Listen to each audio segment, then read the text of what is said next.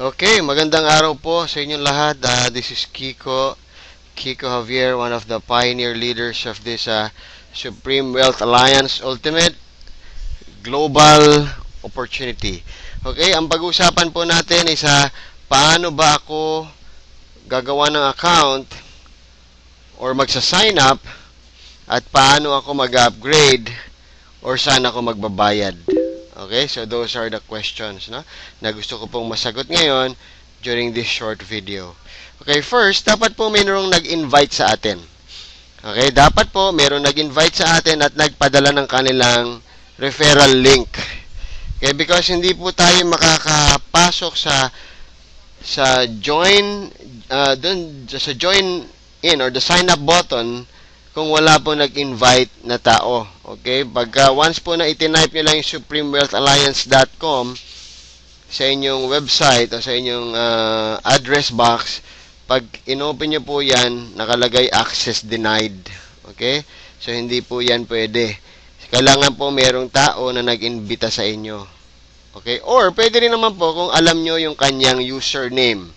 So, pwede rin po yun. So, hingin nyo po yung username niya kasi magtatanong po doon, may isang box kung sino yung nag-refer sa inyo. Dapat i-type in nyo yung username. Okay? So, pag na-type nyo na yung username nyo, i-click nyo lang po yung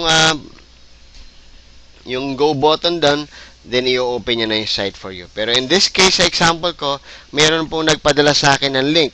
Halimbawa ito, may message ako sa Facebook, okay, which is highly recommended for everyone kasi papahirapan po natin yung ating mga kaibigan kung ipapatype natin yung ating referral link kasi medyo may kahabaan. Worst scenario, magkamali sila ng kanilang pinatype, mali ang letter, mali ang spelling. So, hindi pa matutuloy yan. So, best way po is ipadala nyo through their Facebook inbox, i-email nyo, okay, or anywhere online. Yung tipong i-click na lang nila. Okay, so I really don't recommend na tina-type nyo to sa text para sila ang mag-type in. So, hingin nyo na lang po yung kanilang email address or yung Facebook account nila, then i-type nyo para i-click lang nila. Okay, that easy. Ngayon, i-click ko na po, interested ako mag-join. How do I do that? What's the first step? Saan ako magbabayad? Yun po yung mga gusto nating sagutin. Nag-open na po yung website ko. Okay, this is the Supreme Wealth Alliance website of Francis Javier. So, make sure po that the name ng nag-iimbita sa'yo ay mag-a-appear dito sa page na to. No? So, halimbawa, iniimbita ako ni Francis Javier, pero ang lumabas po dito ay Juan de la Cruz, Pedro Penduko, Pepe Smith. No, magtataka ako, teka, akala ko ba si Francis Javier yung nag-i-invite sa akin, yung referrer ko. Pero bakit si Pepe Smith, etc.? There's something wrong. So, go back to that person who invited you. Sabi mo, bro, Pepe Smith yung lumalabas. Ikaw rin ba to? Okay, ask po muna before we proceed. Bakit? Baka ho may problema somewhere at hindi po kayo ma-affiliate doon sa tao mismo nag-invite sa inyo pag ibang pangalan po dyan. Okay? Then after that, you just scroll down. Of course, you are encouraged and we recommend that you read on. But we would like to assume na alam nyo na po. Kaya nga po, on the very first place, the topic is gusto mo na mag-join at paano magbabayad, no? So, I would like to assume na alam mo na to. But, of course, if you want to scroll it, everything is okay. Nandiyan po yan, may presentation tayo. You click this, madadownload po sa inyong PC yan. It's a PDF presentation kung gusto nyo pong matutunan pa. Okay, then you go down at the bottom of the page, ano po, sign up. So, all you have to do is to click sign up. Very, very easy. Okay, pag-click ng sign up, ayan na. Ito na yung tanong mo. Paano ako magbabayad? Saan?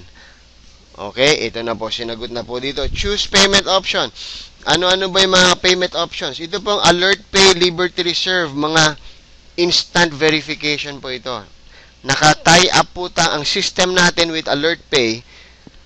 Okay, so what I mean by instant, pag the moment na ma-transfer mo yung pera, bumilang ka na ng mga 5 seconds, activated na yung account mo. Okay? Instant po yan. Ngayon, kung wala kang Alert Pay, wala kang Liberty Reserve, let's go to the other options. Hindi po ito instant. So, what do we mean by hindi instant? Meaning, kailangan i-validate at i-verify ng ating admin kung totoo nga na nakapagbayad ka by looking at the records. Usually po yan, mga 24 hours lead time, turnaround time para po ma-activate, para ma-verify at ma-validate nila na pumasok po talaga yung pera or nakapagbayad po tayo. Okay? So, we can actually use credit cards. Okay? All major credit cards. Pwede po yan. I-click lang po yan. We can also use Western Union. We can also use HSBC Bank Deposits, dollar account. At dito po sa Pilipinas, pwede po tayong Smart Money, Globe GCash. Okay? Union Bank Deposits using our Ion. Or if you go to the bank, pwede rin. Pwede rin pong BPI Bank Deposits, Banco de Oro, LBC Express Remittance. Okay? Ito pong Smart Money, Globe GCash, at if you're using Union Bank Ion, pwede na pong gawin yan mismo on the spot habang nakaharap ka sa computer. No? Kasi ang paraan, ito po ay mga electronic pay processors, meaning pwede mong gawin dito lang po, using your cell phones for Smart Money and Globe GCash and using your online or your internet pagka Union Bank Ion. So, napakadali lang po niyan. All you have to do is to click that and you click submit. Ituturo na po sa inyo kung paano nyo itatransfer yung pera. Pero ang gagamitin ko po example, since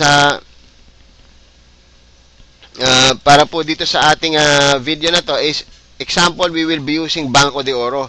Meaning, lalabas po tayo ng bahay. No? Let's say, wala po tayo ng mga Smart Money, GCash, Ion.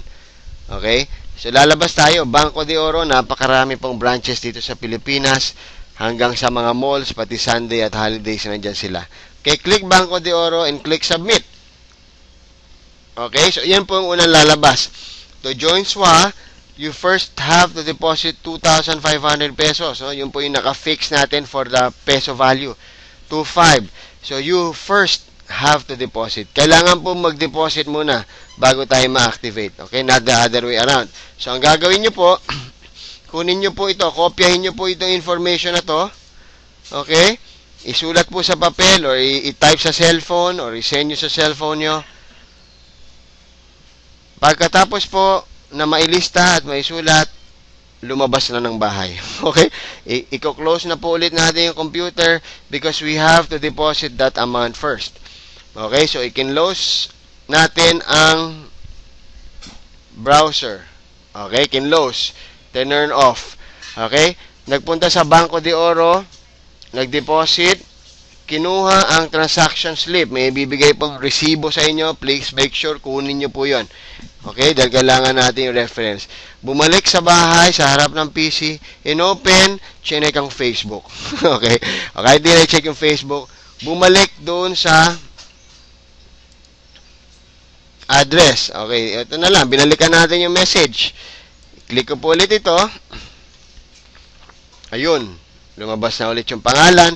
Bumaba ulit ako. Just repeat the same process. Yung una nyo pong ginawa. Yung unang-unang ginawa nyo. Alright. Sign up. Choose payment option. Second time around. Parehas po na ginawa nyo nung una. Pero this time, tapos na kayong mag-deposit. Okay? Nakapag-deposit na. Hawak mo na yung iyong deposit slip.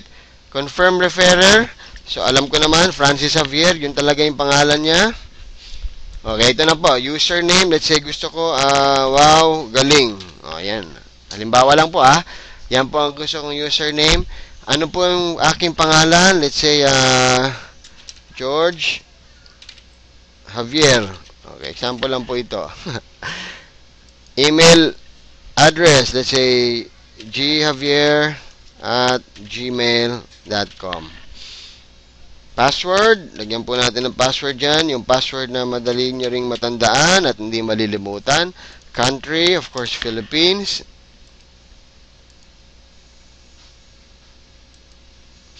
Amount paid, nagpadala po ako ng 2,500. Payment date, ngayong araw, April 20, 2012. Transaction reference. Ito po, makikita nyo po ito dun sa inyong deposit slip, yung binigay sa inyo ng Banco de Oro. It's a series of letters and numbers. Parang ganyan po. Hindi ko alam kung gaano kahaba, pero makikita nyo po yun kasi it's a bunch, no? Makikita nyo letters, numbers, magkakasama na hindi mo alam kung para saan. Yun. That's actually the reference number, no? Wag po yung 1220, yung 04-20-2012. Baka makita nyo yun. Date po yun. So, obviously, hindi yun. Yung isang bunch of numbers and letters na hindi mo maintindihan kung ano ibig sabihin, yun po yung transaction reference. Okay, so ang gagawin lang po natin is to click submit. Thank you for submitting your payment details. Your payment will be verified in a while. In 24 hours po, yun po yung ating turnaround time. And you will receive a notification email from us. Okay?